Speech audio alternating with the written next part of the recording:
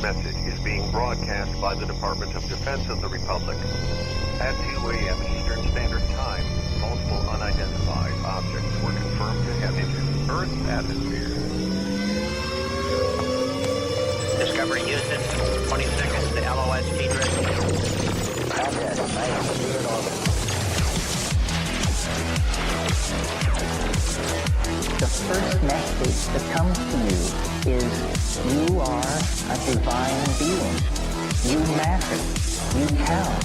You come from realms of unimaginable power and light, and you will return to those realms. The vast stretches of the unknown and the unanswered and the unfinished still far outstrip our collective comprehension. 5, 4, 3, 2, 1. Broadcasting from Forest Tower Studios, all the way from the Deep South. Now, here is your host, Joe Root.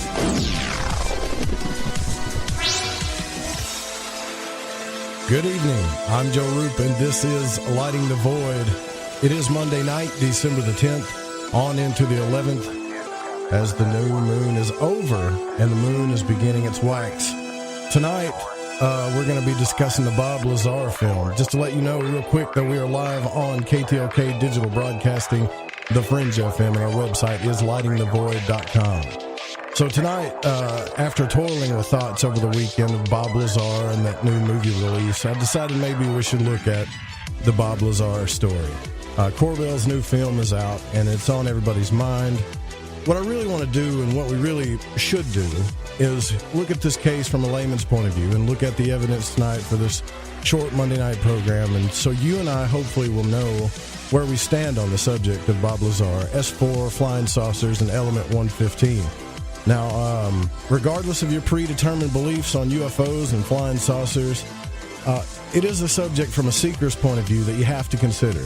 There are many UFO stories out there, Travis Walton's abduction stories, Whitley Strieber's abductions, Roswell. Lately of the USS Nimitz encounter, the East Coast Go Fast video, the government coming out and literally saying that they're taking UFOs seriously. But the real question is, are more people taking it seriously now? Now, somehow Jeremy got Bob Lazar to come on and do this film and to tell the story again. And they talked about Element 115. The conversation that was recorded was really interesting to me. What did they say? Does Jeremy know about Element 115? Did they actually have that discussion? That's, you know, if you hadn't seen the film, there's probably going to be some spoilers. I just got to let you know. Now, most of you, as I remember, when I heard Bob Lazar's story on Art Bell, I thought it was incredible. The feeling of wonder and intrigue that rose in me was huge, bigger than it's ever been in my life when it came to alien and UFOs. But I kept asking myself, can I trust this guy? It feels like I can. It feels like he's telling the truth. I want to believe in this so bad. But that's just it. I know that that's just it. I want to believe. But do I really believe? Can you really cover up a secret like this that well? So tonight we're going to touch on this. And I'll give you my final verdict at the end of the program, for whatever that's worth to you, and we'll move on, unless something else comes up, which you may never know. Tonight, we welcome back host of Spiritual War Today and my pal and partner, the Reverend Dan Lopez. And right off the top, we have a special guest, John Lear is with us, and I wanted to get his opinions on this from the start of the program. Thanks for joining us, John. I really appreciate you spending time with us once again on Lighting the Void. My pleasure, Dan. So, well, I'm Joe. Dan's with me, but that's all right. So, I mean, Joe. Yeah, it's all right. I introduced you to Dan before the show, so I get that. But just right before we go down this road, what did you think of the film, in your honest opinion? A painful disaster. It was a painful disaster. There's a lot of production, a lot of fluff in there. I mean, there was. I think most people would agree with that. A lot of people have said that. You know, I followed this for the last 6 months, and I know that when Bob first saw it about 8 weeks ago, he went ballistic. He really read Jeremy the Riot Act, and he let all of us know exactly what he thought of it. And so Jeremy has been in rewrite for the past 6 weeks trying to make good, but, I haven't seen it until today. And it was a painful hour and 37 minutes to watch it because, the first 5 minutes is just Jeremy. I mean, this is supposed to be about Bob Lazar, right? Right. So why do we got to watch Jeremy in, four names,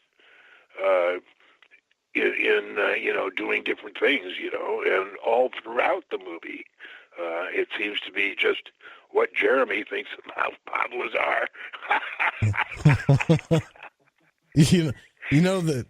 I know George Knapp did actually mention you in the movie. He claims that you knew a guy named Jim Goodall who went out with you to Area 51 to watch for UFOs, and but this is on a different interview, not in the movie. But the group was called the Interceptors. The Interceptors. That you guys used to go out there. Is this where the UFO subject started for you when you became interested in it? No, I didn't consider myself part of the Interceptors, but UFOs started for me in 1985 when I was running the reunion for the pilots that flew in Southeast Asia.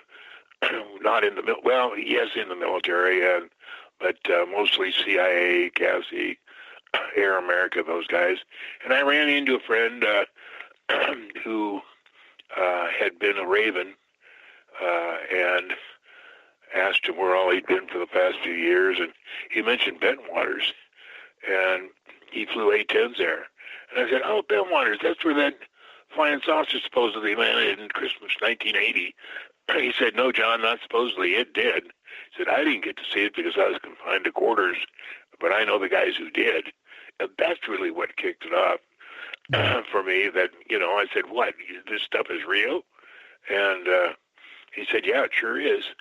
And 5 years previous to that, 1980, John Andrews, who was the vice president of testers and who made so many fantastic models, had written me and asked me about flying saucers.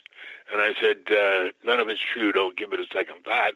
And that particular letter is still on the web. I think it is. But when I got interested in UFOs, it was, I'd find something out that I thought was fantastic, and I'd think that's as far as I'm going to get. And then a couple months later, I'd get something even more fantastic. And I met Bob in the summer of '88 when Gene Huff brought him over.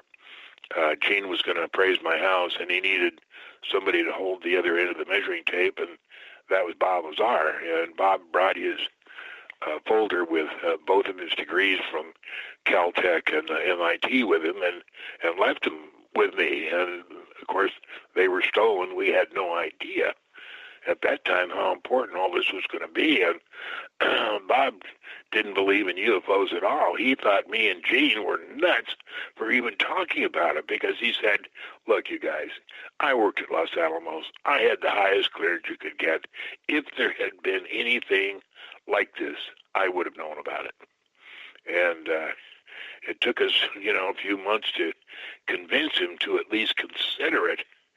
And that's when he called Dr. Teller and asked him for a job at Area 51. And that's how it all started. Now, do you think that after watching that film, and this is this is what everybody wants to know, that does Bob have a piece of Element 115? Would he tell you? Because you guys are friends. I mean, would you tell us, It never hurts to try, but I think that he's got a piece of this thing, and he's keeping it for his own security, and that's kind of why he's rehashing this stuff again, but I could be wrong. I may be making a mistake, but the answer is yes, and there's only 3 of us on this planet that know where it is. And that's all I'll say about it, so don't ask anymore.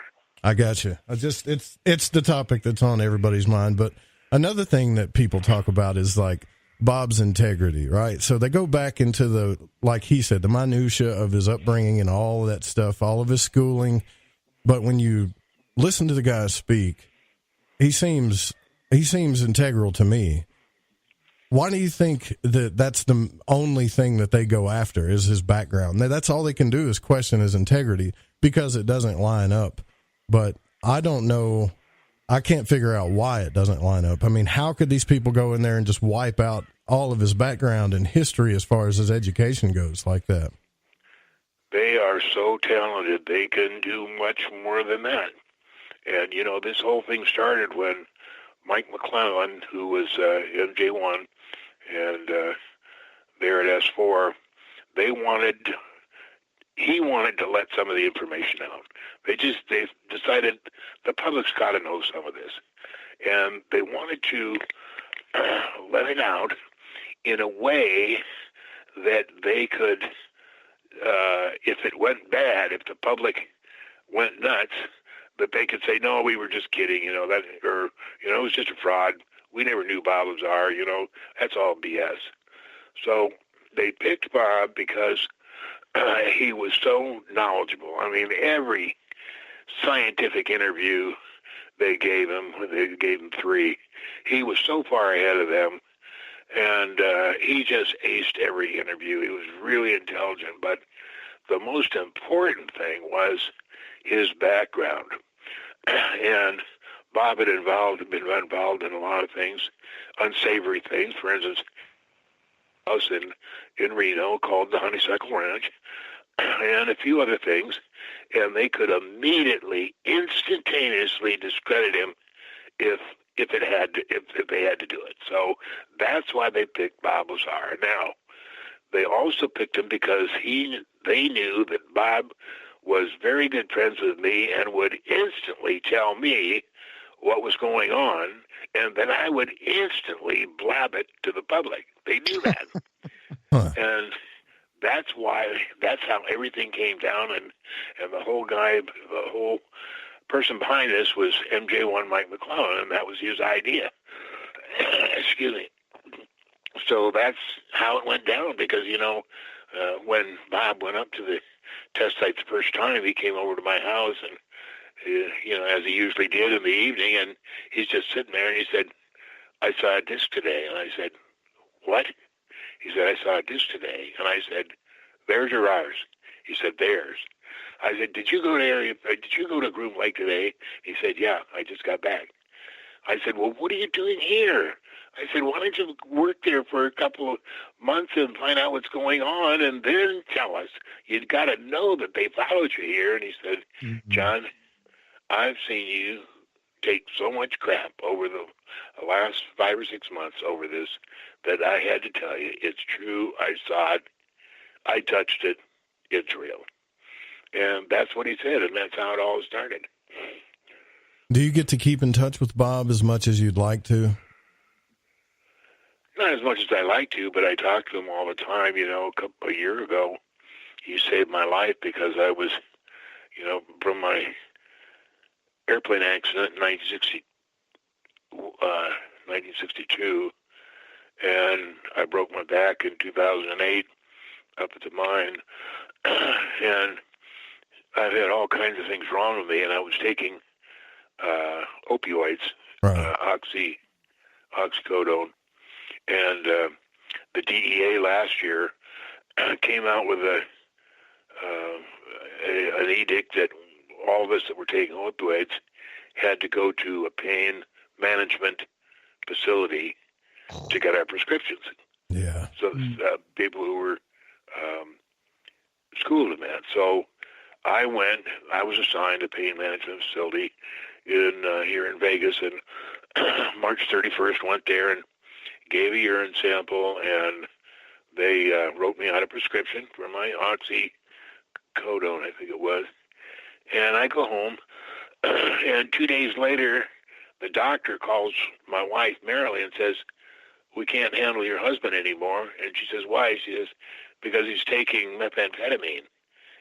She says, you got to be kidding. He's been in his den for 8 years, hasn't left. There's no way that he could be taking anything like that. And they said, well, nevertheless, that's what the drug scale says, and we can't handle him. And then that doctor gave the false drug scan to my primary doctor, and that primary doctor illegally gave it to Walmart, and Walmart cut me off from all pain medication, and I was thrown into involuntary detox. Yikes. And damn near died.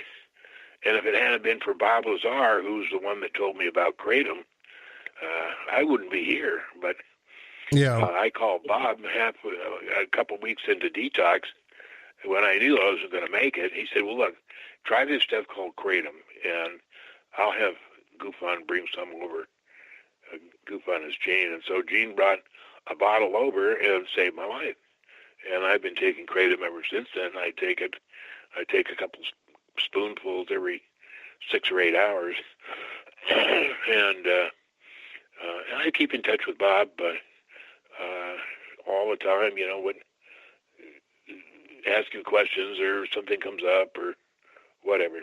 Well, that's a sign of a good friend when you can reach out to somebody like that, and they do that for you. I know in the movie he talked, George Knapp had mentioned that Bob missed his life, he missed his friends, and I never knew that he was still, I guess, hiding or staying away from the public the way that they depicted that he was. And for him to come back out and do this, it makes me wonder, John, if he hasn't felt another threat in his life, to be honest with you. I mean, why would he do it again?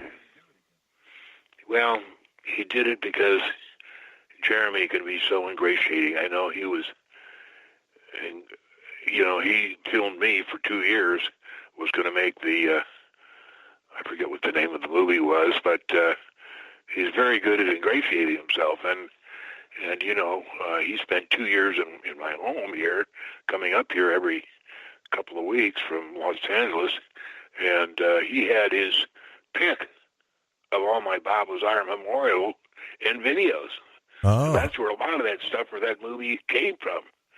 And you'll notice at the very end under special thanks, there's no special thanks for John Lear, but I can show you all the places, all the videos that they used that are mine.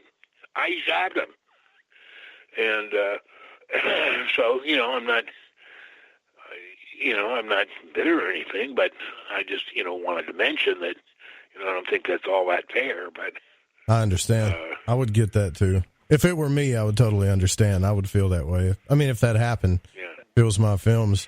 Yeah. But I think the one thing that they didn't touch on, and I'd like you to touch on, was the technology. They didn't really, of course, I didn't get to see the bonus stuff. I only got the Amazon videos, so I didn't watch any of the bonus. But you would think they would talk more about the gravity, the propulsion system, and all that. And that's what I'm curious about. If Bob is still the only one to this day that is got the closest to figuring that out through 115, because people go out to Area 51 all the time now, John, and they don't see what you guys used to see. We just don't see that anymore. No, it's all been to Woomera, South Central Australia. About 2 years ago, I had some really good contacts that told me where it went. It's down there now, and they're flying it there now. And fortunately, I have some friends that live right next to there, and they told me all about their tests going on down there. But people go out there, and those of us who have been interested in the Bob Lazar story ever since the beginning would want to have seen. I already knew it, but, there's always something more he comes up with. I'm sure that they wanted to see that, but I asked Bob about that, and he said, no, it's not Lazar tape number 2. This is just what I'm doing now. And, Jeremy doesn't know anything about gravity, doesn't know anything about 115, so, he couldn't ask any detailed questions about it as if he knew what was going on. Perry Spalter, who wrote Gravitational Force of the Sun in 1993 and completely destroyed Newton's second law of gravitational force, they should have brought that up at least, and Jeremy should have, but, he doesn't know anything about it, doesn't know Perry Spalter, never read the book, doesn't know anything about gravity, so, what's he going to say? But it would have been interesting for those of us that want more information to point out what's going on in the field of gravity and how science has lied to us, and what has been found out. You know, I became friends with Perry Spolter when I found out about the book, and I had 2 3-inch binders full of information she gave me, and she spent the time to teach me all of it, because it's a little bit complex, and I wrote lots of stuff. Some of it's on the livingmoon.com, explaining what she found out and how she found out and how it can be proven scientifically that that gravity has nothing to do with the quantity or density of matter. And that's pretty important to know when you're talking about this stuff. Yeah, I'll look into that. I'll see if I can get somebody on the show to talk about that a little bit more. Listen, you should wait. I just want to say you should do that as soon as you can, because I don't think Perry Spolter is doing very well. Okay. And if you could get her on the program before she passes, it would really be fantastic. Go ahead. What was I going to say? Well, before, I don't want to keep you long. I was about to let you go, but before I let you go, John, I wanted to know, is there anything in this film that was new to you? Anything? Let me look at my notes. I wrote notes the whole way. Besides the FBI raid, I'm pretty sure that was new to everybody, but, you know. The second one? Yeah, I mean, I don't see how they could have got that conversation unless they got Corbell's phone or wherever he kept the file, or they were using parabolics or something to listen to the conversation. Yeah, I didn't know anything about that. But all the rest, you know, those drawings were mine that he had, and the videotape of him shooting the machine gun, that was mine.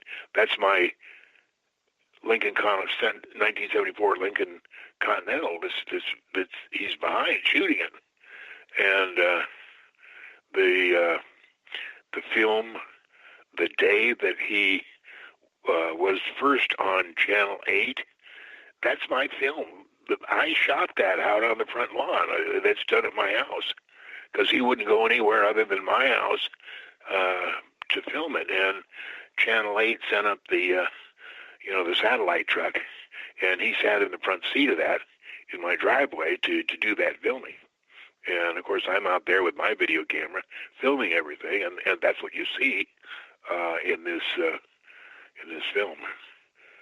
Well, again, I want to thank you for coming on the show. Just another question that I got here from a friend of mine that really wants to know, in the United States right now, where do you think is the best place that we could go to get UFO activity other than the Area 51 area? I think that's about it. I can tell you that all UFOs, at least ET UFOs, are cloaked. And if you had a switch that you could uncloak every UFO that was in the sky on a particular day or night, the sky would be black. There's so many. Wow. There's millions of them every day, 24/7. And that's one of the reasons why there'll never be a disclosure, because there's just too much going on. As far as where to go, there won't be any more around Area 51. And the only other place I know about is the one that's 44 miles south of Wendover on the Fur River Flats, and that's where they fly the black triangles out of. But the security is pretty tight up there, and they have this machine that they can hide an entire airport and make it look like a forest or desert or something like that. So it's very difficult to see. Dan, do you got any questions for John before we let John go? I know it's your first time talking to him. No, that's okay. I'm just honored to have him on. Yeah, we are. We're very honored to have you on. I know it's the second time you've been on the program, and I really appreciate you spending this time with us, John, about the subject and coming on, period. Thank you so much. Thank you, Dan. And Joe, give me a call anytime. All right, take care. Thank you. Okay. Thank you. Bye. John Lear, everybody, thelivingmoon.com. Make sure you go check out the website. We got to take our first break. The call-in number is 1-800-588-0335. I'd kind of like to know what you feel if you've seen the movie, if you watched it, and your opinions. You can also text in at 501-777-5631. I mean, you heard what he said. Some stuff right there. Wonder if it's true that Bob Lazar has Element 115, that 3 other people know about it. He didn't really like that question, but I had to ask it. Anyways, we'll be right back.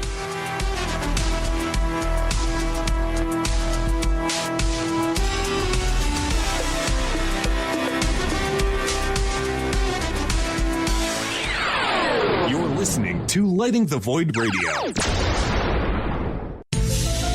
The truth is out there. There's something out here. And so are we. KTLK Digital Broadcasting, The Fringe FM.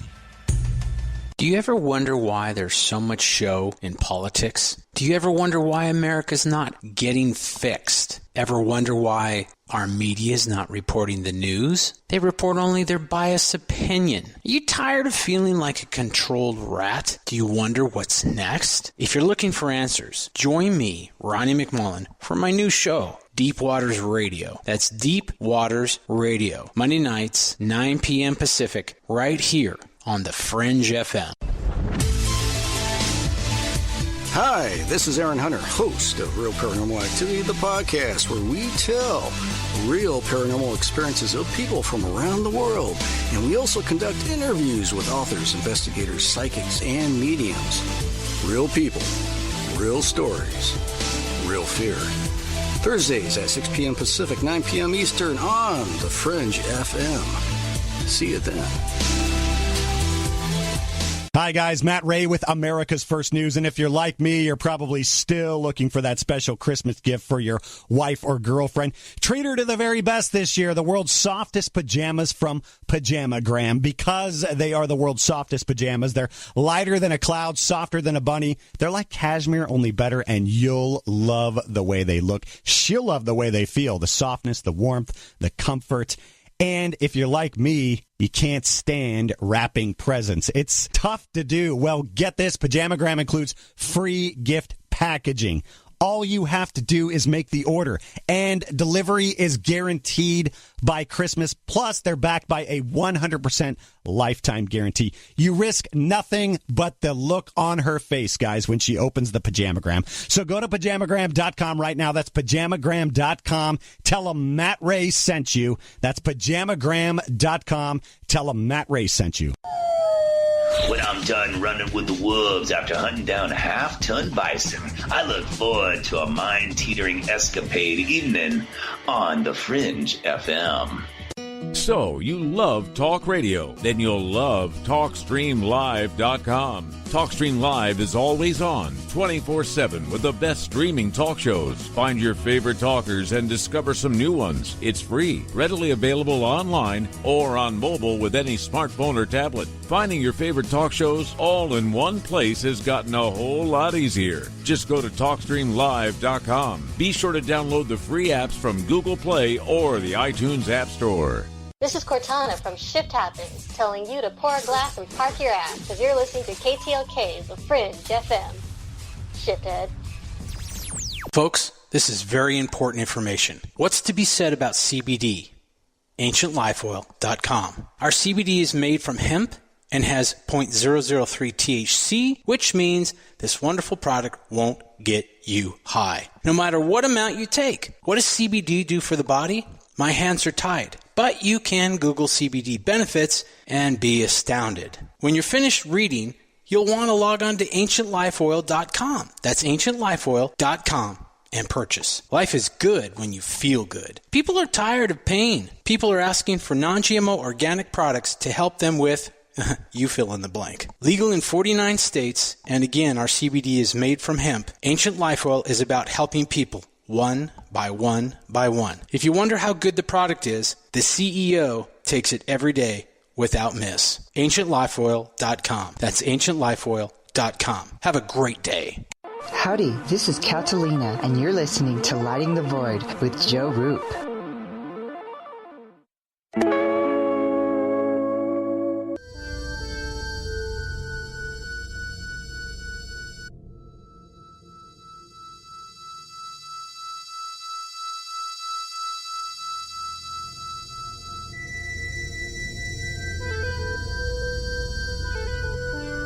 You're listening to Lighting the Void. The call-in number is 1-800-588-0335.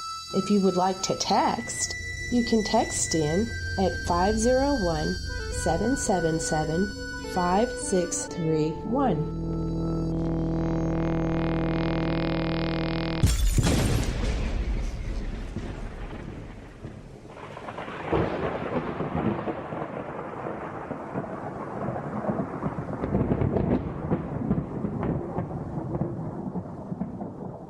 Well, there you have it, folks. I think I had to ask about the Element 115. I hope I didn't make him mad, but that's the biggest question in the takeaway of the movie is if you watch the movie, they have a conversation about Element 115, and then it shows Jeremy just like speeding up everything, right? Where it shows him speeding up a conversation that they had, and he talks about encrypting a video or encrypting the information. And then you don't get anything after that. Did you remember that part, Dan? Like, what? There's no answer, but there was something going on there, you know? And that makes me... We went on about it later. Yeah, but he just didn't really... He avoided the question. Like, I don't want to talk about it, this and that. And the FBI raid came in there and looked for whatever, which, to me, that's the biggest selling point on the whole thing. And, you know, I asked Eric Markham about this because he's probably one of the only other scientists that I know. And he said, well, I'm sure Bob is smart enough to, if he had the element, that he would hide it where the FBI couldn't get it. He's a smart guy, you know. But there's just some things that, all right, so for instance, now you have to watch it a couple times to see this, but, and it's probably just production, but when you're looking at the beginning of the movie, that the date says July the 19th, right? Now, I'm sure I'm not the only one that caught this, and the texts are popping up August the 20th, you know, when Bob Lazar starts texting him that the FBI raid is coming and all that. Spoilers, by the way, if you've never seen it, tune out, unless you just want me to spoil it to death. But so either they reenacted the text messages, it just didn't make sense to me. Why do all that for production? The text and the calls didn't line up with the date that was on the phone. It was at least a year off, you know. But that's not going to make or break anything. Not really. But was there anything? Yeah.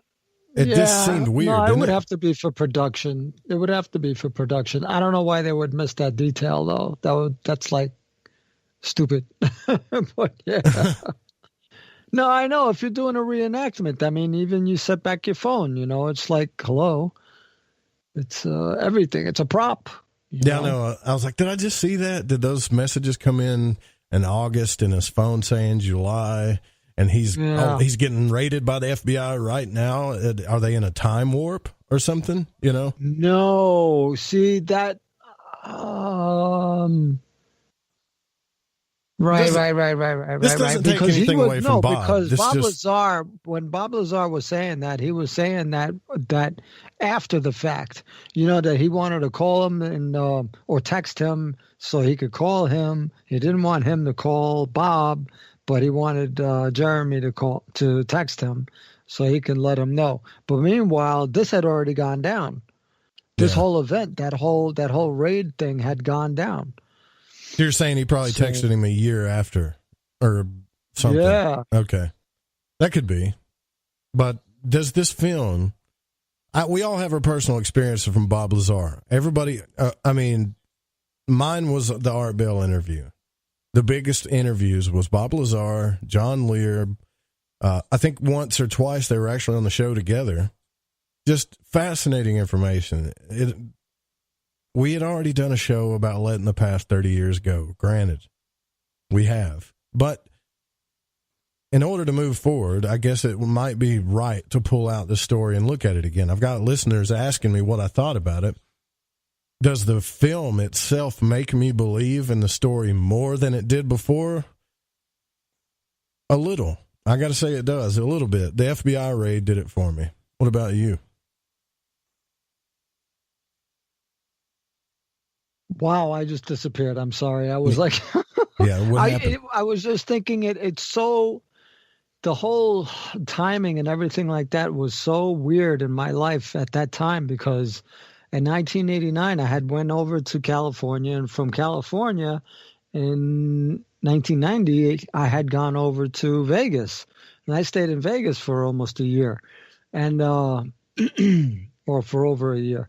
And so when I was there, I ran into somebody who could have been the spitting image of Bob Lazar, but this guy was Georgia like through and through.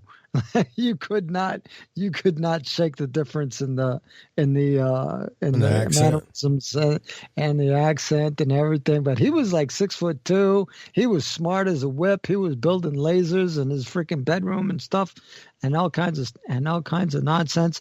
And he was getting interviewed with EG&G at the time, and he got picked up. And I never saw him again after that. That was the guy I was talking to you about that I had. I worked at Circus in the laundry room. Did that for about 6 months, 3 months, something like that. And we were good buds, man. And after he disappeared, that was it. You never heard hiding a hair of him. So the question I wanted to ask was, did John think, because everybody was saying that, and even Bob Lazar was saying that, why would they pick me? Why would they pick me? Blah, blah, blah, blah, blah. And then the nonsense was, for me, was, well, maybe they picked you because they knew what you were capable of doing, that you felt like you were going to go ahead and say something, but they're going to make an example of you. So they're going to let you do what you're going to do, but they're going to make your life miserable, and they're going to do it publicly, and they're going to show everybody else that in that area what it's like to be on the outside when you shoot your mouth off. He got shot at before he went public. That's the thing about it. That's the one thing I didn't know. Yeah, that was kind of weird. I was thinking, well, wait a minute. He got shot at before he went public. So let's say he didn't get shot at or anything. Listen to this. But you ever see that? You ever see that movie? You ever see that TV show where they do profiles? Yeah. Right. So I'm pretty sure they're doing the same. They had done the same thing to him prior to him even being hired. They had him all completely specced out before they even thought about freaking bringing him in. So they knew what he was capable of. So throwing down something and shooting at him beforehand was basically, he wasn't talking publicly, but he was talking to friends. Yeah. And so that's enough. That's enough reason.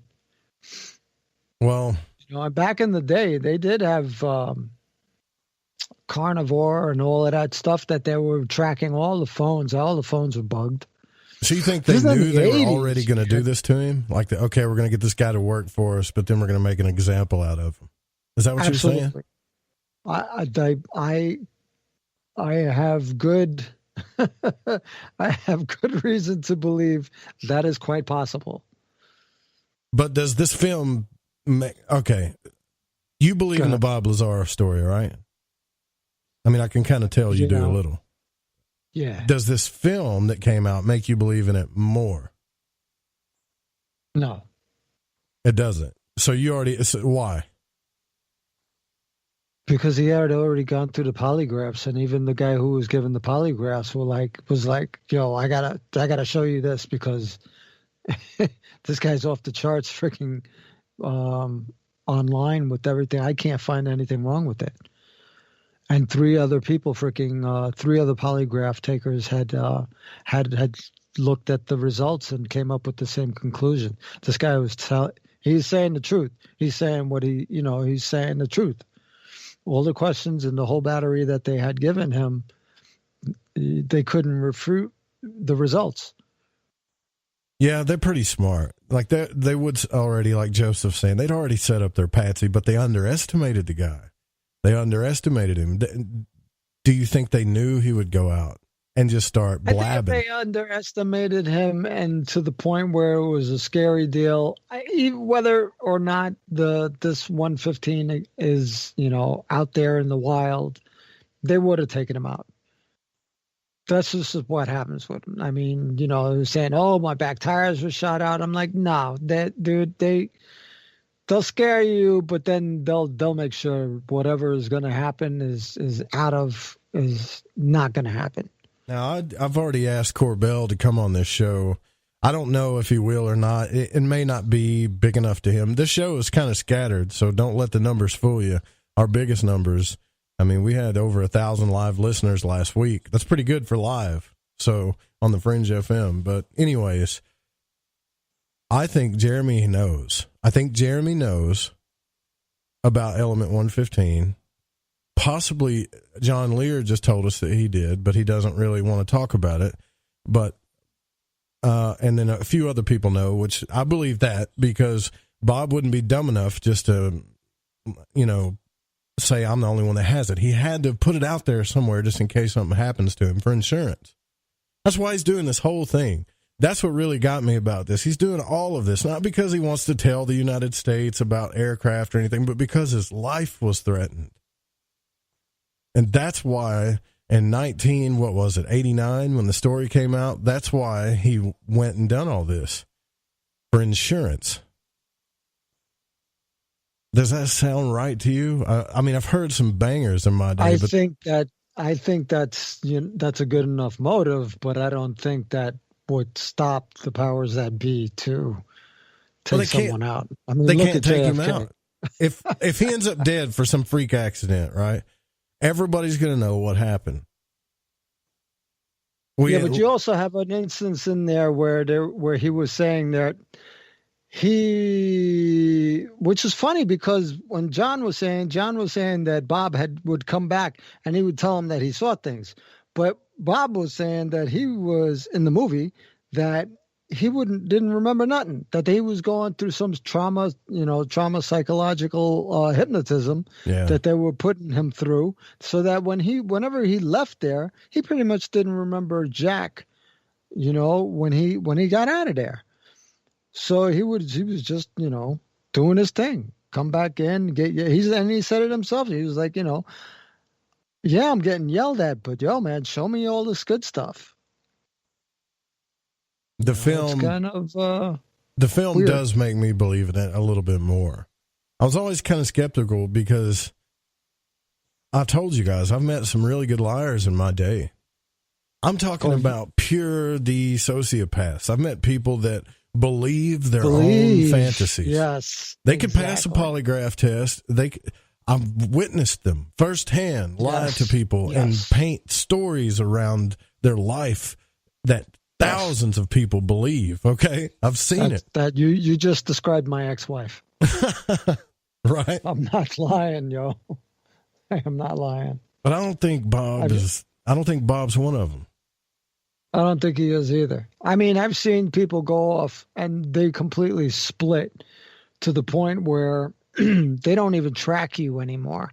Like if you're going into it and you're getting hot and heavy on a discussion or whatever, all of a sudden they just snap, and you could lean left, you could lean right, and they're no longer looking at you.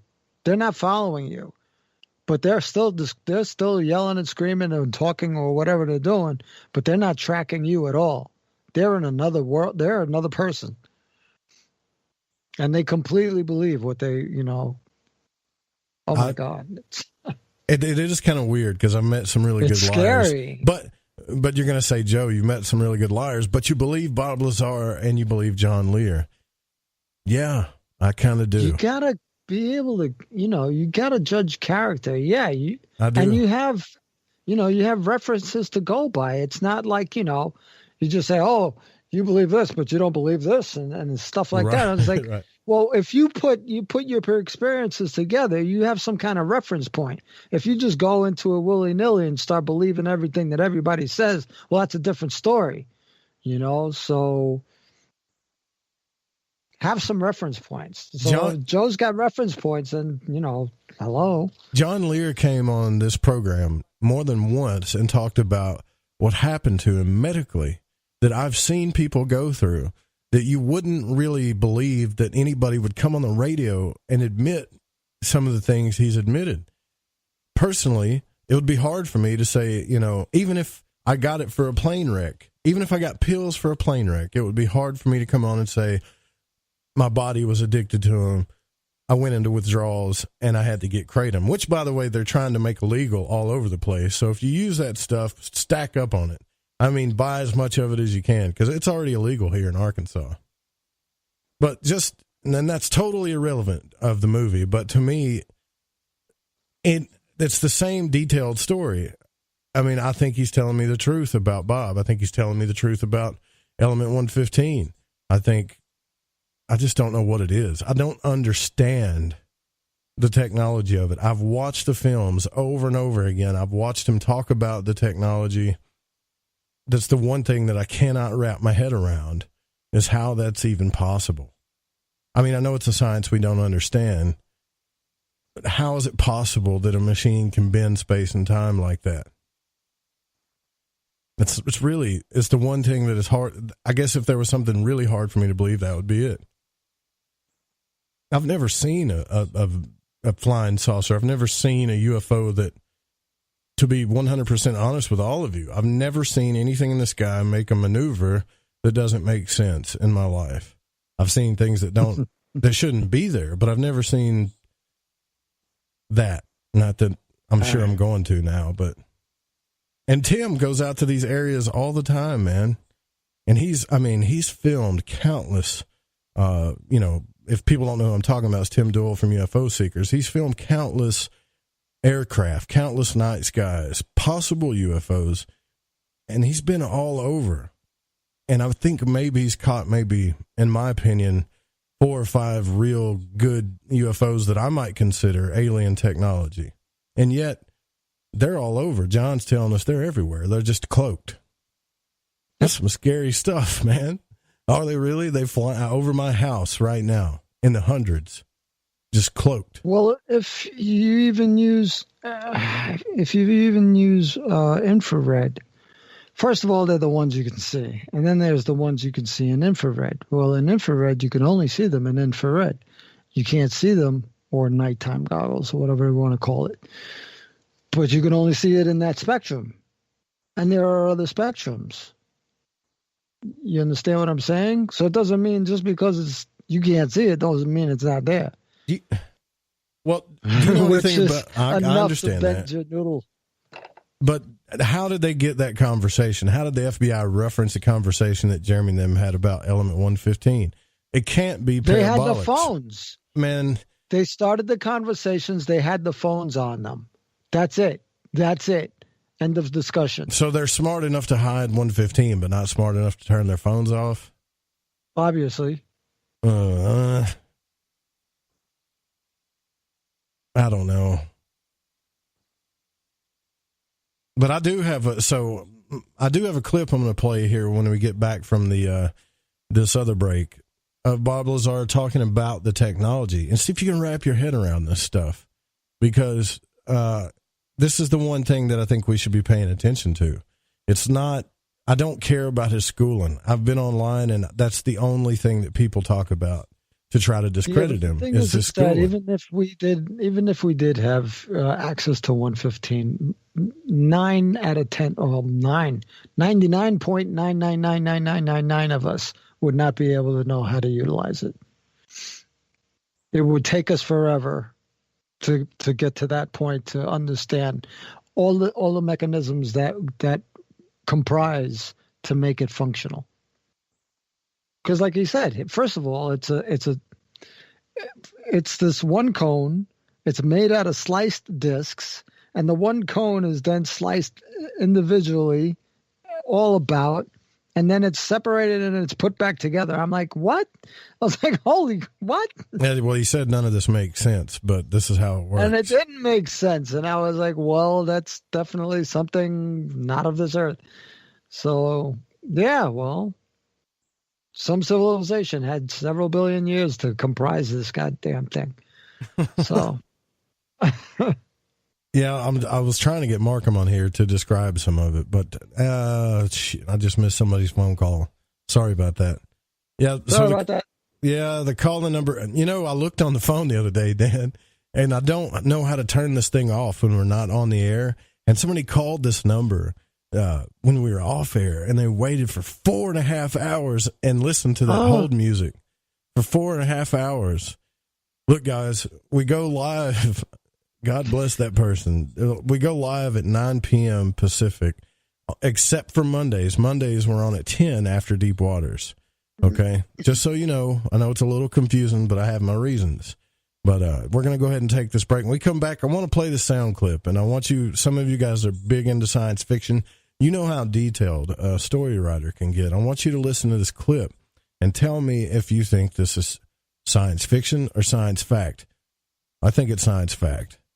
We'll be right back. Don't forget, tomorrow night on the program, we're going to have Jason Quitt on the program. It's been a long time since he's been on as well. We're going to be talking about interdimensional travel and all of the stuff he's got going on as well. If you want to call into the show, it's 1-800-588-0335. Text in is 501-777-5631. I'm Joe Roop. This is Lighting the Void live on the Fringe FM. Stay with us.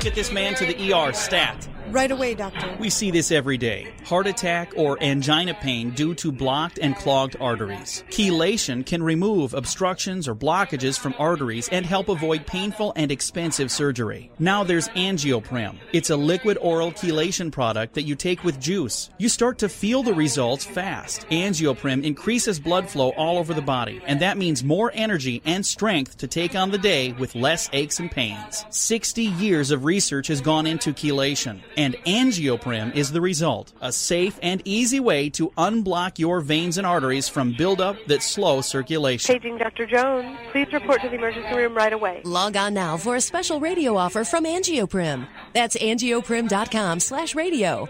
ANGIOPRIM. Angioprim.com/radio or call 877-882-7221. That's 877-882-7221. Hey, it's Grace. Can we talk about something serious for a minute? Your age. Getting old has its perks. But remember, being a few years younger, you know, your hair was thicker, you didn't have so many wrinkles, that extra weight wasn't haunting you, and you just felt better. Well, we can't turn back the clocks and go back 10 or 15 years, but you can start feeling and looking 10 or 15 years younger with Nature's Youth RSF. It's a doctor-formulated daily supplement that helps your body maintain its peak performance and fight the aging process. Imagine sleeping better, looking better, and feeling better. See how Nature's Youth RSF has helped thousands of people just like you at nature'syouth.com. nature'syouth.com. Imagine how it will feel when your family and friends are asking you what you did to look so good. Your secret will be Nature's Youth RSF. It's time to start looking better and feeling better. Learn more and order your Nature's Youth RSF at nature'syouth.com. That's nature'syouth.com. That's nature'syouth.com. Magic, the occult, history, health, news. These are just a few subjects discussed on my radio broadcast, The Secret Teachings. I offer unique and objective perspectives on new and old subjects alike, while welcoming guests and presenting my own research with no filter.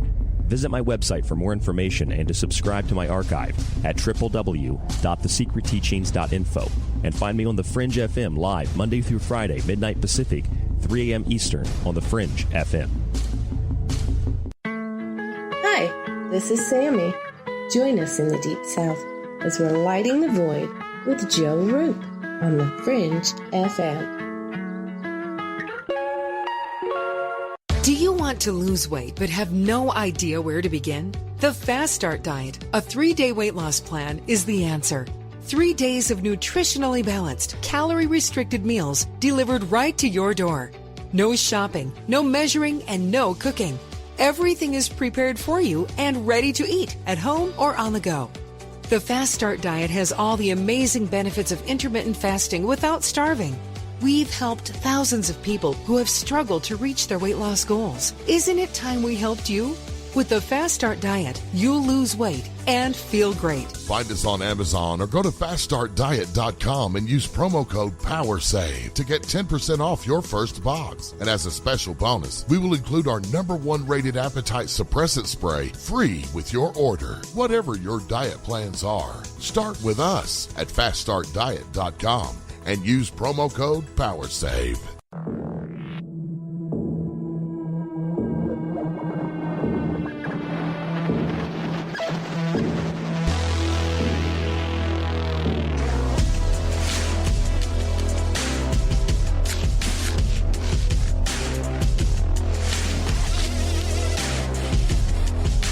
All right, welcome back to Lighting the Void. Don't forget, if you need to call in, it's 1-800-588-0335. That is actually toll-free from the United States or Canada, and you can text in at 501-777-5631, live here on the Fringe FM. Real quick in the news, just be careful about going to Sonic. Apparently, 3 employees at a Sonic drive-in in Texas were arrested after an ecstasy pill was found in their kids' meal. According to police, an 11-year-old sister was unwrapping her 4-year-old brother's hamburger,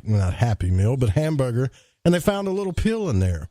And when she opened the wrapping, she noticed a pill. And Taylor Police Chief Henry Fluck said at a press conference that being an 11-year-old, she asked her parents, is this candy? But their parents took the entire meal to the police station where a field test came back positive for ecstasy.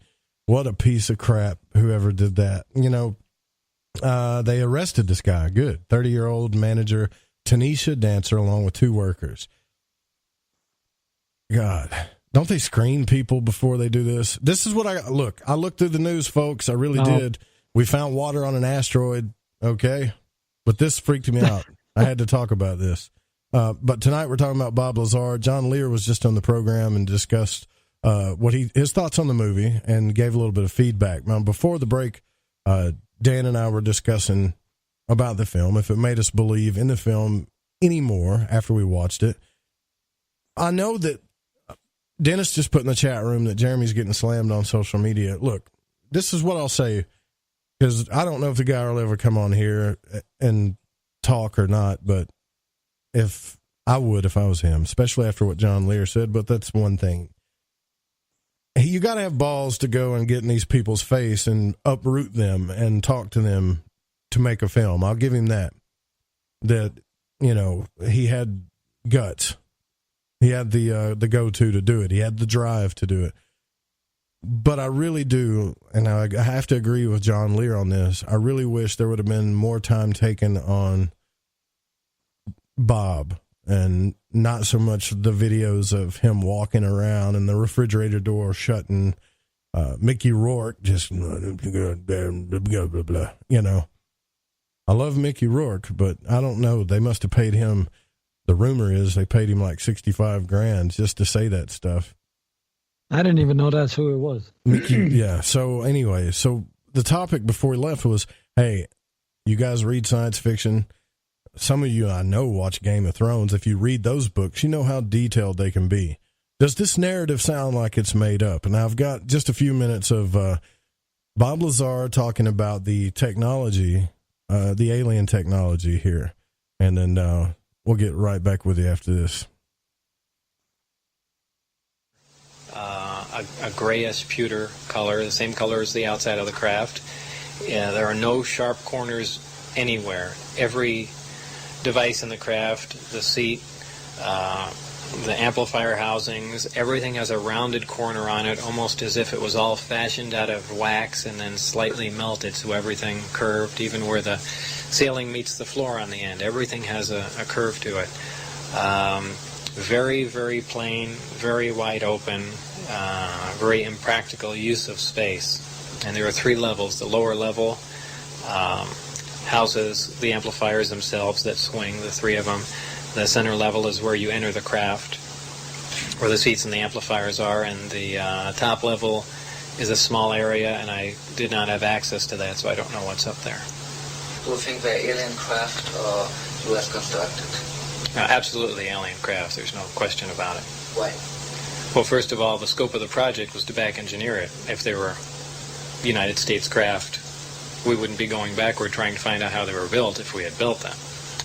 Second of all, the size of the equipment inside, the size of the seats, the materials that were in use, completely alien to us, pardon the pun, and the fuel, element 115, essentially non-existent. All these factors together, and of course the briefing information stating that they were alien craft. Could anybody tell you how the propulsion functioned? Well, that was part of my job, was to back engineer that and find out exactly how that operated. And they had made some progress, but I really don't know how long the craft was there being analyzed. if it was 1 year or 10 years before I got there, but it seems like only a modest amount of progress had been made. The propulsion system is really an amazing setup. There's two parts: there's gravity amplifiers and the reactor that provides the power. The reactor itself is a total annihilation reactor fueled by antimatter. Total annihilation is essentially the most efficient nuclear reaction that takes place of the three: fission, fusion, and annihilation. It uses a super heavy element, element 115, as it would appear on the periodic chart. None has yet been synthesized on Earth. It's my opinion that this occurs naturally in certain star systems. This element is bombarded in an extremely small accelerator. The element under bombardment undergoes spontaneous fission and produces antimatter particles. These are interacted with a gaseous matter target, and by means of a 100% efficient thermoelectric device is converted into electricity.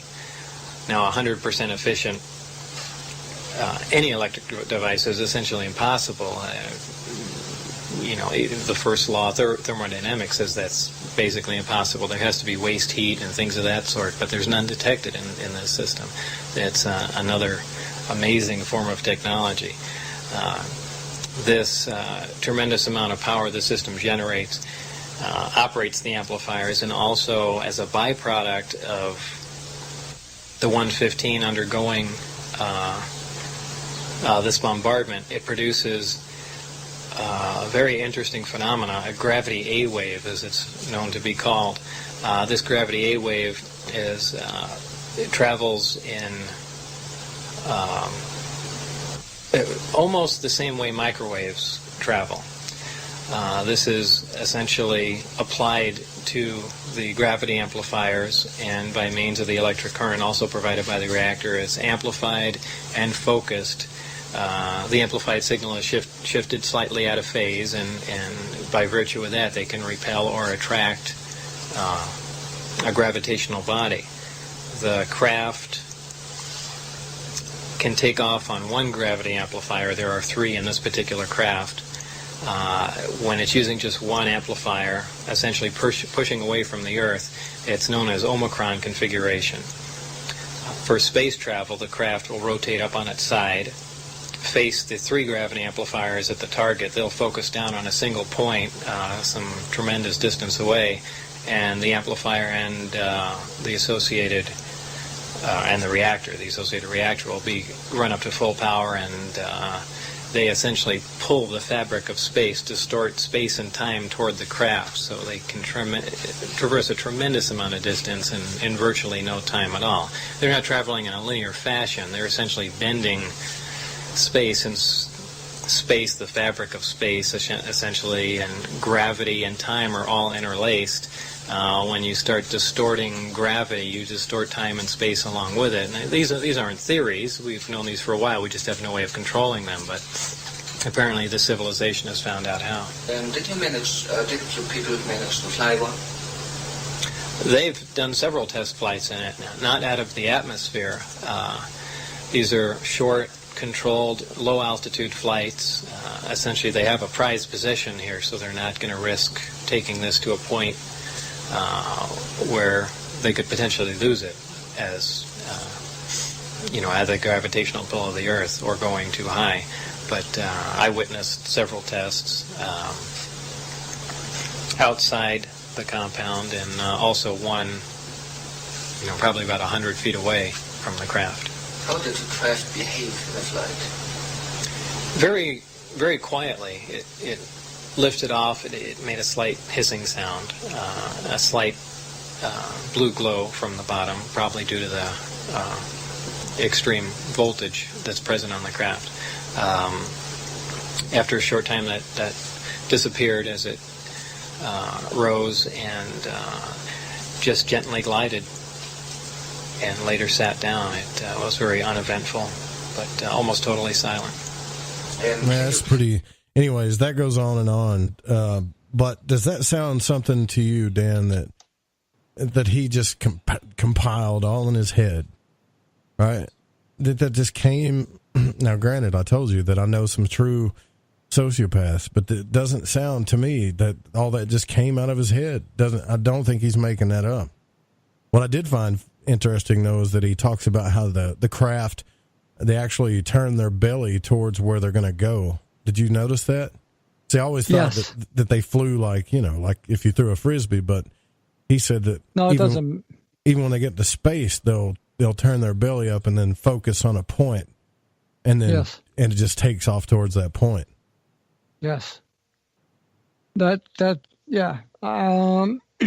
Fortunately, that was in the movie, so that was pretty cool, because I had heard that one before. But the whole physics is kind of crazy. Listen, but you were saying before about how some physics, it's like really hard to believe like that kind of physics is actually happening and whatever. Yeah. Have you ever paid attention, or do you know of suspicious observers? Glenn, who does watching the sun and everything like that, and he does earthquake watch and space watch and stuff like that. No, he basically does a 5-minute stint about every morning on what's going on with space weather and everything like that. It's pretty cool. That's and cool. So anyway, so what he was doing was he came up with some news that had come out. But the scientists had noticed that they were studying a star system, and that the star system recently, and for some reason I kind of knew that this was going to happen, because as soon as he said something, it triggered my head and said, watch, they're going to nail it and say that we were like that. There's a system that's birthing a planetary solar system. And during that planetary solar system birthing, they're noticing that these damn planets are starting to increase in size with no source of matter available to collect to increase the mass and the size of these planets. And there's nothing there. It's a complete, there's like, for what they're saying, there's nothing there for this stuff to actually happen. So now what they're saying, and it's happening in such a speed of time and rate of time that it's beyond anything that if they've ever encountered it before. And so now they're starting to say that in a recent follow-up, that our system shares the same pattern. I'm like, how could they even do that? But I knew they were going to try to attribute us to that. And I was like, watch, look, we're watching our siblings over there being birthed. It's kind of cool. That is really cool. Genevieve said we interviewed someone else who talked about bending gravity, the stars in a jar guy. Who the hell is that? I can't think of that at the top of my head. Stars in a jar. Remember. We're at 234 episodes. I'm starting to forget some of the guests that have been on here. That's pretty sad. Also, real quick, I want to let you guys know that in the Discord chat, the guest suggestions that you guys have put up, I've contacted every one of their publicists and sent the emails out. So it's up to them now if they come on the show or not. Some of these people want me to interview them at 1 o'clock in the morning, at noon. I can't do that stuff. This is a live show. They can either come on live or I can't interview them. Sorry. But I will try to get everybody on the show. But, that is fascinating stuff, Dan. I still think that no one has gotten to this. I don't think that they figured this technology out yet. I just don't. A lot of people think that they have. They figured it out, and they're just not letting us know about it because it would screw up all the oil companies and the gas companies. And yeah, right. I mean, I get capitalism. It's not that damn crazy. If they figured out this for real, it would come out. They can't keep the secret forever. They can't. No secret is kept forever. I don't think. I've never believed in that.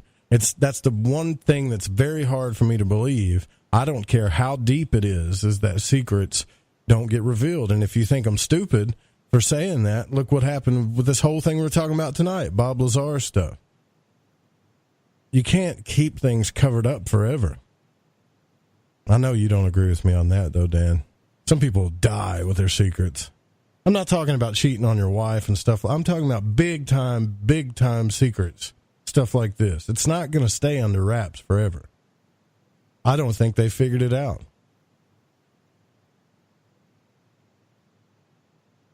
I don't know what to tell you. I don't know what to tell you. I know they'll do anything to keep things going.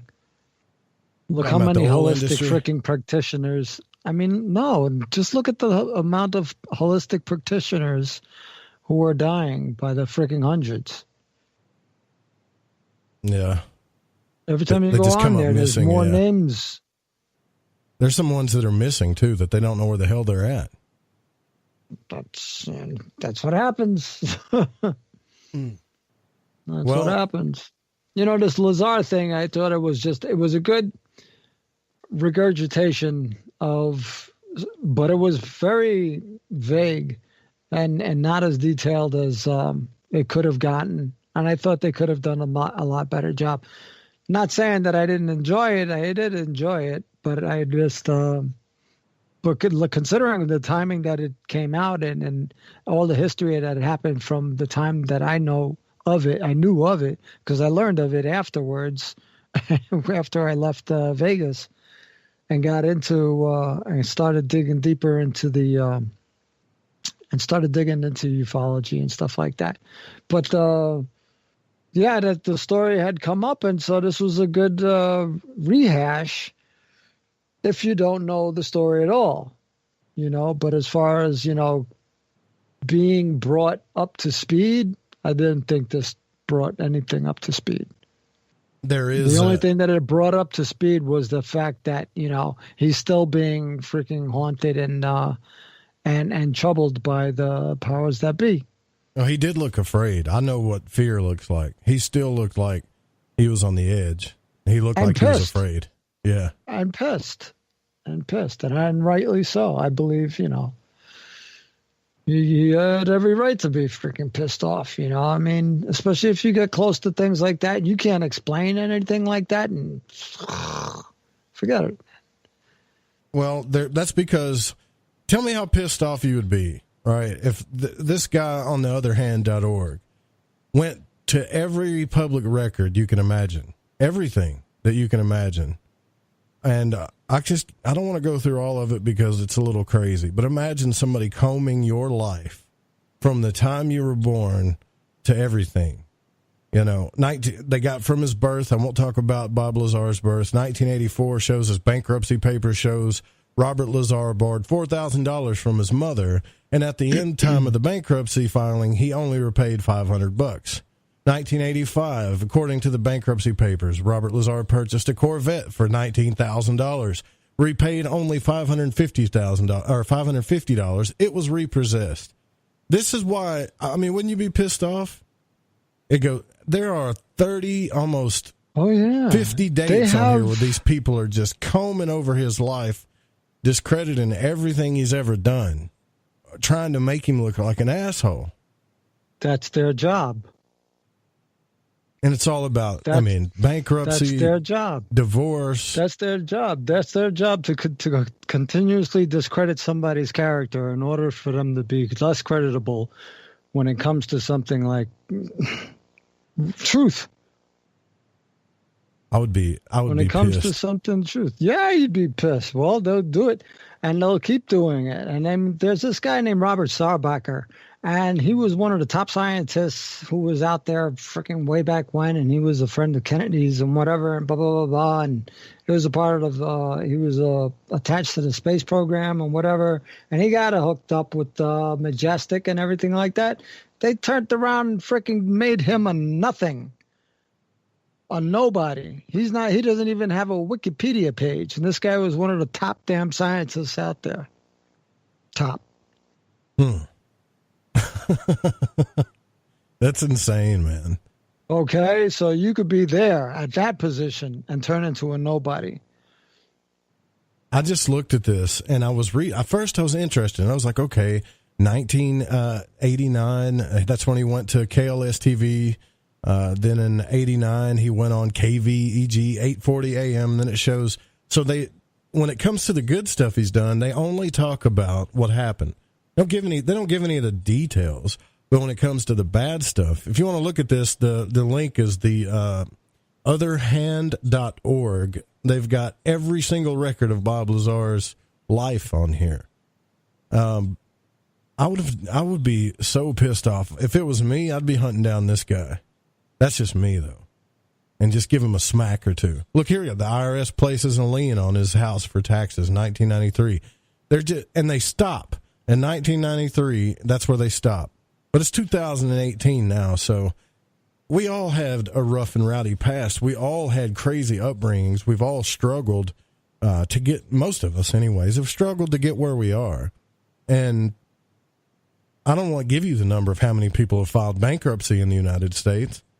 So what? Does this make him a bad guy? Does this discredit him? I think bankruptcy is nothing. It ain't. Yeah, it's nothing. It happens. I mean, corporations file bankruptcy. Ask Trump; he'll tell you 30 times a year.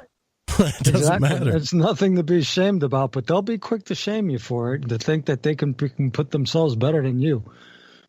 Eric, are you with us? Do we got our crazy scientist on the line, Madman Markham? Are you here? Yes, I am. Well, I don't know why I can barely hear you. Can you guys hear him? No. Hold on, let me bring you this can't up hear a me? little bit. All right. Man, you There sound like he you're is. miles away. Hello. There you are. Hey, there he is. So, what's up, guys? So, did you get to watch the film and all of your Yes, business? I did. All right, I want to know, man. What do you think? Just right off the top. I like the current Bob Lazar parts of that movie, but I think there was too much filler. You know, the clips from things we've all seen a million times if we're into the story. But I find Bob Lazar to be a very credible person. If he's making this stuff up, he's making it up with enough background knowledge to make it extremely believable. I think he believes what he's saying is true. Well, you're a scientist. Does it add up when he talks about the experiments that he's done and how the process and protocol of everything? Does that add up to you? Yes.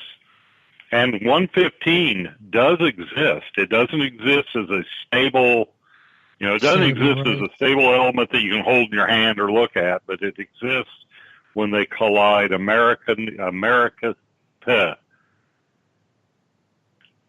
calcium ions and americium ions, a couple of heavy metals. When they collide them in Fermilab or something like that, this stuff does exist. And if it exists at all, then the possibility that there is a stable isotope, which just means that it's the same element, the difference is the number of neutrons in the nucleus of the atom. That's probably where the stable element 115 exists. It's just finding the right combination of neutrons. They say it's supposedly the heaviest element, right? It's supposed to be the heaviest. Yeah, I think Dennis was in the chat room. Somebody was mentioning that they're actually looking for element 120. I don't think there's ever really going to be a lower limit. I think you can always combine elements that you collide, and you're going to find a heavier element down the line. It might not be something stable that you can get your hands on, but it's something that's going to show up in their detectors.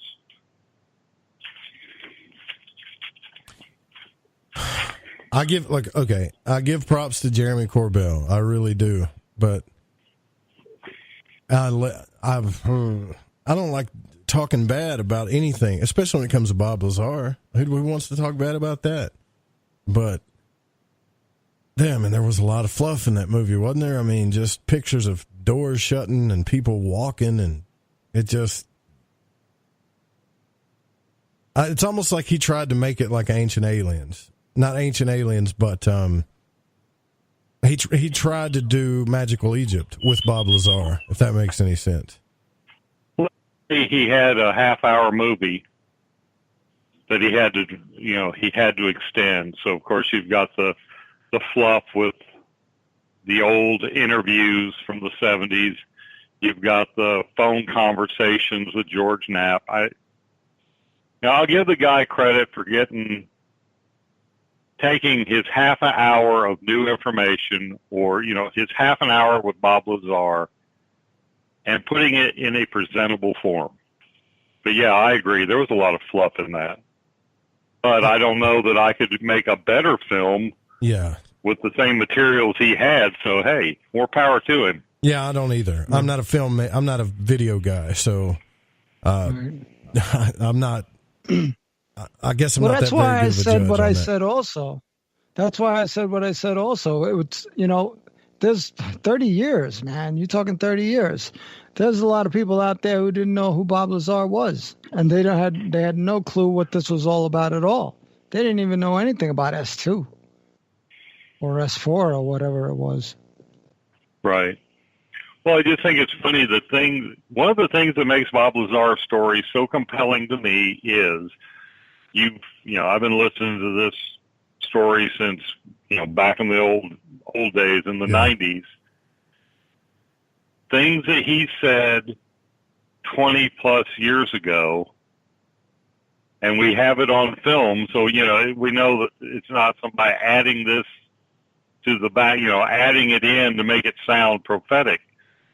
Things that Bob Lazar stated in the 70s and in the interviews in the 80s and upward are starting to come out now in the 21st century. 30 years later, something offhand comment he made that got foo-fooed. Well, here it is. It's now scientific fact. So to me, that lends a lot of credence to what Bob Lazar has to say.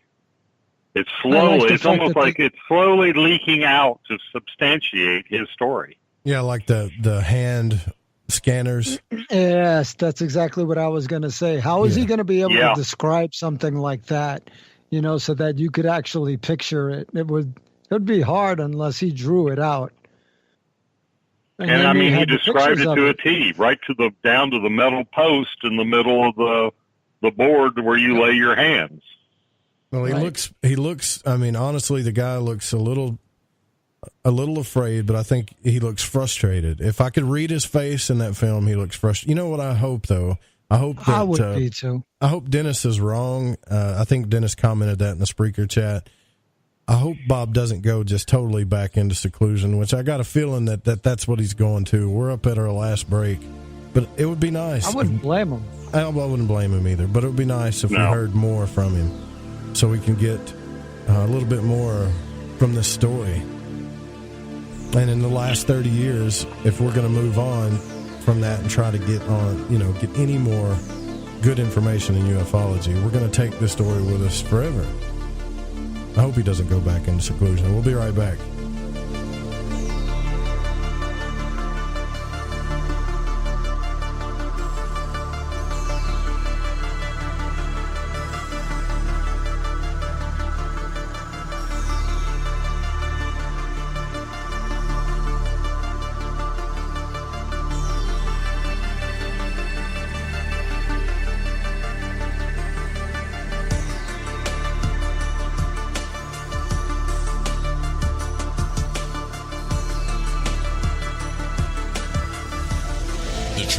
Out there. There's something out here. And so are we.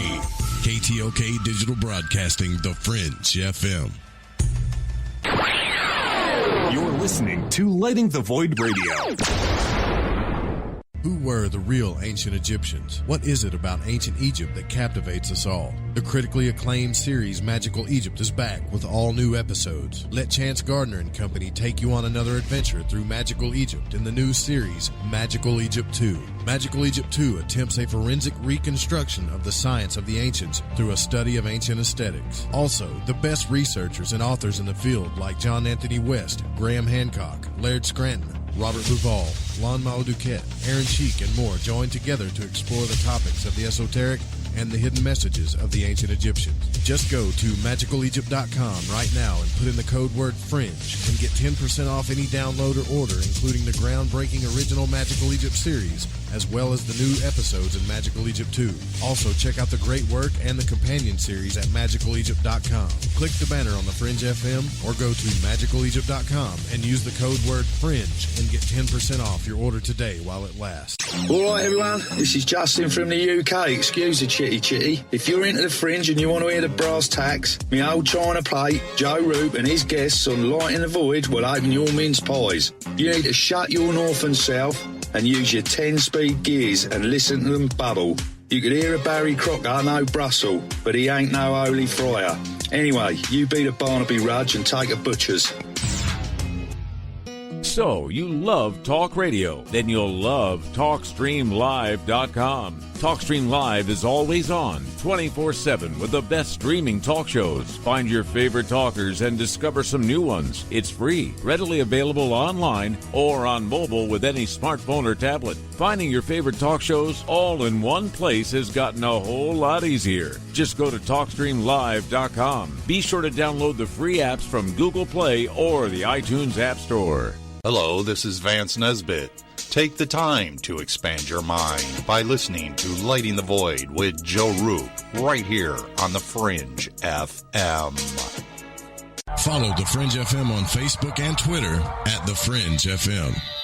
Lighting the Void is proud to announce Mind and Magic's Protection and Defense Course for protection from magical and psychic attacks. This is not a joke. Magic practitioners are on the rise, and with that comes attacks from baneful or black magicians that try to harm or hurt others for their own selfish reasons. If you are not a believer in psychic attacks, then this isn't for you. If you are, and you want the power to defend yourself and your family and home, then I highly suggest you grab Freighter Xavier's Protection and Defense Course. In this course, you will learn how to tell if you are under attack from a natural source or if an individual is attacking you, the 4 forms of curses and attacks, how to remove self-imposed curses, the correct way to cleanse your home from negativity or malevolent entities, how to make your own holy water, what you should always keep near or under your bed, herbs that banish negativity and promote purity, the most powerful banishing rituals on the planet, and for those that seem to want to harm you the most, how to put your enemies in a hell pit of their own making. You can also learn protection against shadow people and other entities. Or are you just in a bad planetary alignment? Even how to get rid of an enemy using a tic-tac box. It does not matter what your faith or belief is, this will work. Click the banner on the website at lightingthevoid.com or go to lightingthevoid.com/Xavier.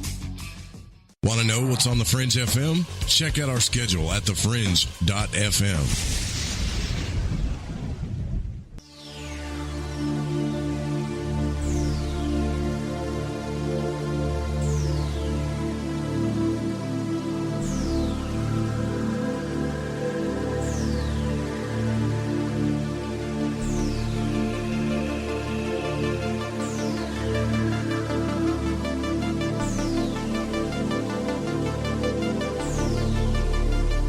Welcome back to Lighting the Void. I'm your host, Joe Roop.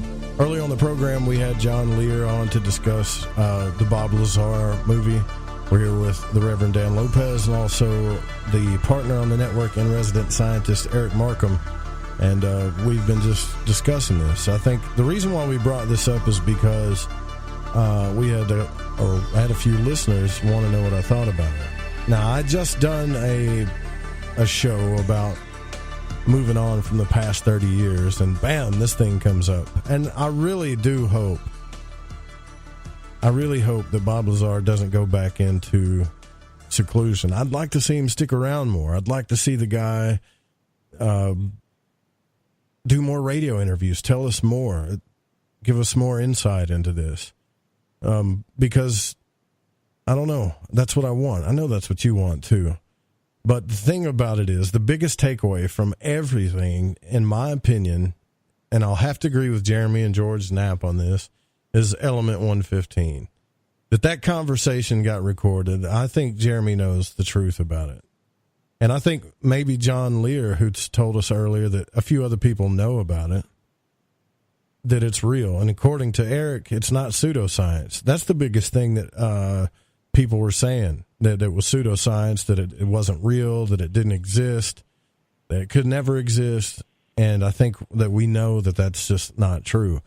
We also discussed about how Bob Lazar kind of looked fearful. He looked angry and fearful, and I gave you an example of some reasons why. Not to mention the FBI raids his workplace and messes with him all the time, but he's also got these people online that pick apart every event of his life, which is insane to me. But I guess that's what they got to do. There's people out there, man, they just, and he did say this in the movie, guys. He said, look, they just don't want to believe it. They're too afraid that I'm right. And when he said that, that really hit home with me, because people are subconsciously, at the very least, afraid that he's right about this, because it blows everybody's paradigms out of the water. And it needs to be blown out of the water. I think the physics. We can't live in the horse and buggy age forever. I mean, we as a race have to grow up. Got to come to understand that there are different areas in the universe that do not participate the way this part of the universe participates. There's a physics out there that we have no knowledge of. Well, I think probably more than one. I think they moved all of their stuff, man. I mean, we just don't see that kind of activity out around Area 51 like we used to. And I think they moved it. I think Bob Lazar might be one of the people that actually did punch a hole in the secret whatever program. I think they underestimated him. I mean, the damn movie of him holding a Uzi, that's really cool, by the way, to see this guy that, no offense to Bob Lazar, but he looks kind of nerdy with these big glasses, holding a Uzi with a silencer on it, just blasting that thing, saying, look, if you come at me, this is what's going to happen. That's cool, man. Vegas is good for that. Oh, I saw that bit of the clip. I don't think that was an Uzi he was holding. I think that was a MAC-10. Nevertheless, it was a 9mm submachine gun. So either way, it's going to hurt. Yeah, it's going to fill somebody with holes. Yeah. He wasn't going to lay down and shut up like they wanted him to. And it actually holds water. I mean, look, we have to sift through so much BS. When I went to this paranormal expo, they had these John of God crystals. Do you remember me telling you about that, Dan? The John of God, they were these big crystals that they were selling for, God, I don't know, $600-$700 for crystals. And supposedly that these crystals had healing power and all the stuff. And look, I'm all for it if it's true. But if it's not true, it's just another... It's just another thing. But here's the deal. The hashtag Me Too movement is now into the paranormal. That 12 women have came forward with allegations of sexual abuse against this guy, this Brazilian medium, spiritual healer, whatever his name is, John of God. According to these women, he abused them when they sought spiritual healing in the house of, I think it's Dom Ignacio de Loyola, something like that. I can't say it. But there were thousands of people from all over the world that go searching for spiritual treatment, counseling. This is what we're talking about. This is what Ryan talks about that we got to watch out for. Now, these are accusations. They may not be true. But I'm just telling you, it's hard to sift through the BS. And he mentions that in the movie. There's so much, Bob Lazar says, there's so much BS now on the internet that we're never going to know the truth of it all. God, I hated hearing that. Yep. That it's so bad now that we're never going to know. And then now this comes out. So if you paid $1,000 for a crystal, I hope you got your healing. But I don't know if this is, the hashtag Me Too movement doesn't belong in the paranormal field, but it's here now. And I think that maybe going back, I think I was wrong. Maybe going back and looking at some of the older stories might help us get more answers. What do you think, Eric? Do you think that that Bob's got the element 115? I didn't ask you that he actually has it. I would bet money he does. I think he's got it hidden somewhere, but I know he just seems to me to be the kind of guy who's enough mix of science and a-hole to figure out. And I've got a little bit of that in me too. Anybody that knows me personally will tell you, yeah, that's big for you to say. But Yeah, I imagine he does. And I would not be surprised if someday, he probably doesn't have enough of the stuff to do. Bob Lazar's kind of person I could see if he had enough element 115 to make the propulsion drive work, he would be the guy that would set up a press conference and land his own homemade craft being powered by this stuff in front of the cameras to say, see, I told you, I told you so. I wonder if we're ever going to know, though. Are we ever going to know? Because if he's using that for insurance, we're never going to know. Not from him. No, I don't know. But look at the things that have happened just in my lifetime.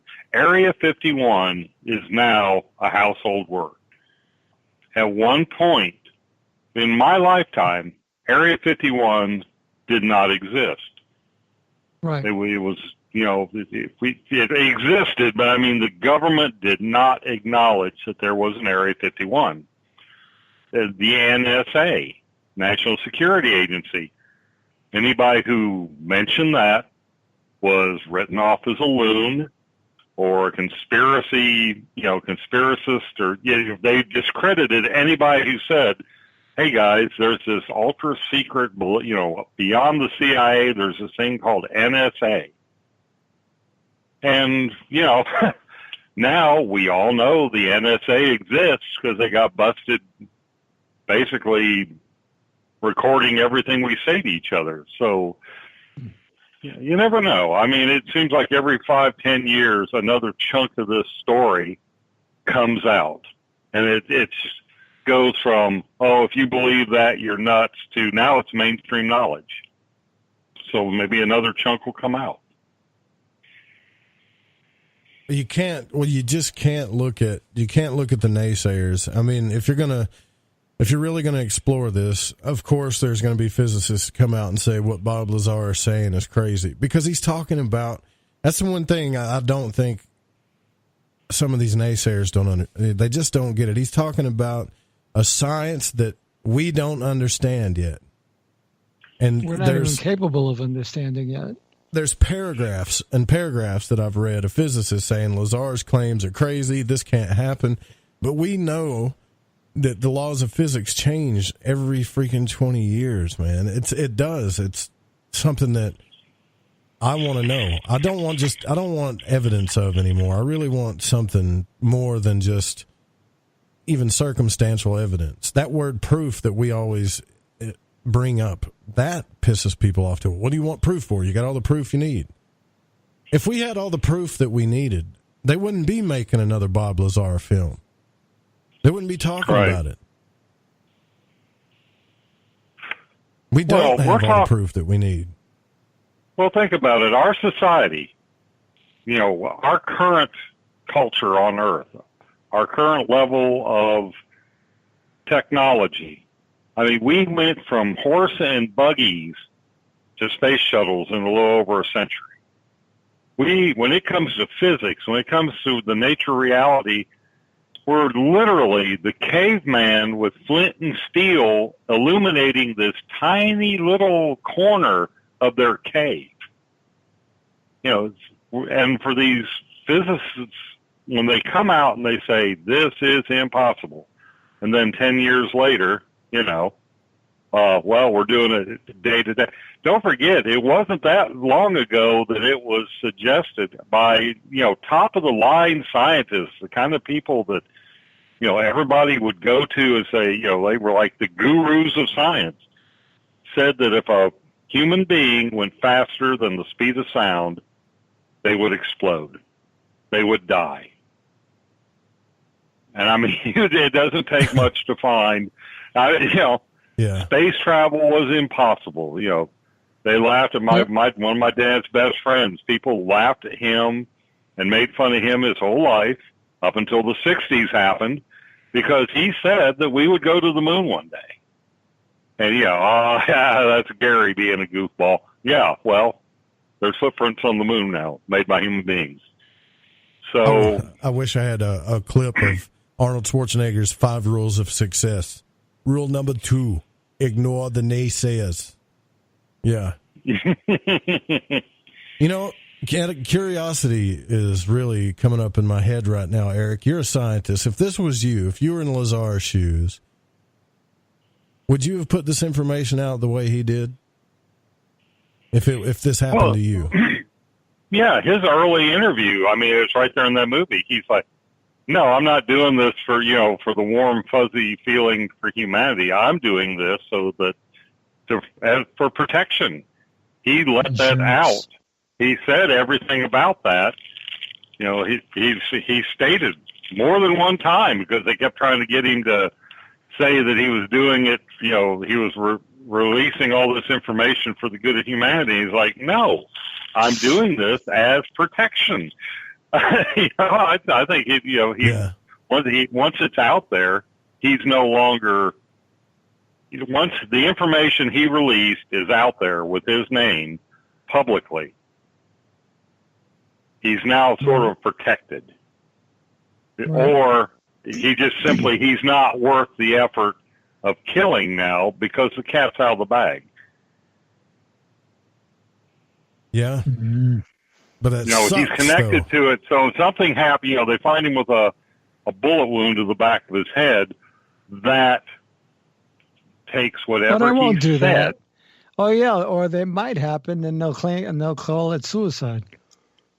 Well, but now that the information is out there, there's always going to be a vocal group of folks that are going to say, no, he was killed because, linked to the information. He is out there irrevocably connected to this information. What they do at Area 51, how this physics, what we understand of this physics that works. Anything happens to him, I swear, I imagine, if he dies of natural causes, there's going to be a bunch of us that say, oh, yeah, the government weaponized whatever killed him. Well, he looks healthy. I got to be honest with you. Yeah, he does. When I thought about Bob Lazar, I was thinking this old man, I thought he don't look like old. He looks like he's got many, many years left in him. He looked pretty damn healthy and pissed off, if you ask me. Yeah. I think one of the problems with Bob Lazar is when you're Bob Lazar, you're probably the smartest man in the room.